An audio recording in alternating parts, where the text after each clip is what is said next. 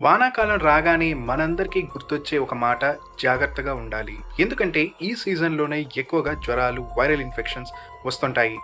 ప్రస్తుతం మన దేశంలో వర్షాలు బాగా పడుతున్నాయి. మరి ఈ సమయంలో సీజనల్ డిసీజెస్ ఎక్కువయ్యాయి. కానీ మీరు ఆలోచించారా? వానాకాలం రాగానే వ్యాధులు ఎందుకు పెరుగుతాయి? సింపుల్‌గా చెప్పాలంటే వానాకాలం వలన గాలిలో తేమ పెరుగుతుంది. సూర్యరశ్మి తగ్గిపోతుంది. ఈ తేమలో బ్యాక్టీరియా, వైరస్, ఫంగస్ వేగంగా పెరుగుతాయి. ఇవే మనకు డెంగీ, మలేరియా, టైఫాయిడ్, కలరా, ఫ్లూ లాంటి వ్యాధులు తెస్తాయి.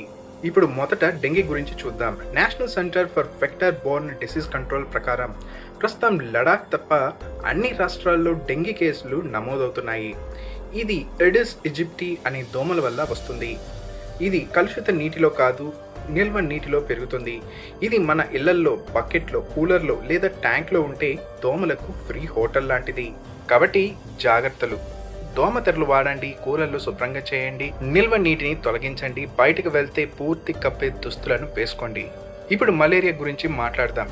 ఇది ప్లాస్మోడియం పారాసైట్ వల్ల వస్తుంది. దీనిని ఫీమేల్ ఎనోఫిలస్ మస్కిటో వ్యాపిస్తుంది. చలి, తిరగబెట్టే జ్వరం, చెమటలు, అలసట ఇవన్నీ మలేరియాకు సిగ్నల్స్. వరల్డ్ హెల్త్ ఆర్గనైజేషన్ ప్రకారం 2023లో 83 దేశాల్లో 263 మిలియన్ మలేరియా కేసులు నమోదయ్యాయి. దీన్ని నివారించడానికి దోమతెరలు వాడాలి, వేపరైజర్లు వాడాలి, రాత్రి సమయంలో దోమల నివారణ మందులు తప్పనిసరిగా వాడాలి. టైఫాయిడ్ అంటే బ్యాక్టీరియా వల్ల వచ్చే వ్యాధి. కలుషితమైన నీరు లేదా ఆహారం వల్ల వస్తుంది. జ్వరం, పొట్టనొప్పి, నీరసం, ఆకలి లేకపోవడం ఇవన్నీ టైఫాయిడ్ సిగ్నల్స్. నివారణ కోసం మరిగించిన నీటిని తాగాలి, బయటి ఆహారం తినకూడదు, భోజనం ముందు చేతులు శుభ్రం చేసుకోవాలి. కలరా కూడా కలుషిత నీటిలో ఉండే విబ్రియో కొలరే వల్ల వస్తుంది. నీల విరోచనాలు, వాంతులు, డీహైడ్రేషన్ కలిగిస్తుంది. సురక్షితమైన నీటిని తాగడం తప్పనిసరి. సారీ గాయ్స్, టాపిక్ మధ్యలో ఇంటరప్ట్ చేసినందుకు. నేను మీకోసం చాలా విలువైన సమాచారం, ఇన్ఫర్మేషన్ షేర్ చేస్తున్నాను.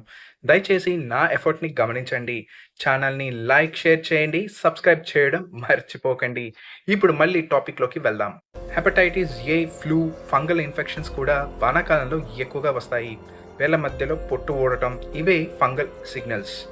Doctor Cherala Venkatasai Charani, general surgeon, Visakhapatnam చెబుతున్నారు, వానాకాలంలో ఫీవర్ ఎక్కువగా ఉంటే, వాంతులు, కడుపు నొప్పి, దాహం, తల తిరగటం లాంటి సమస్యలు ఉంటే వెంటనే డాక్టర్ను సంప్రదించాలి.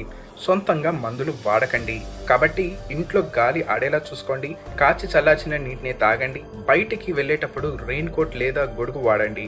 తడిస్తే వెంటనే స్నానం చేసి బట్టలు మార్చండి. మీ ప్రాంతంలో వానాకాలంలో ఏ వ్యాధులు ఎక్కువగా వస్తున్నాయి కామెంట్లో చెప్పండి. ఇంకా ఇలాంటి వాల్యుబుల్ కంటెంట్ కోసం stay tune for more updates on MB creative talk.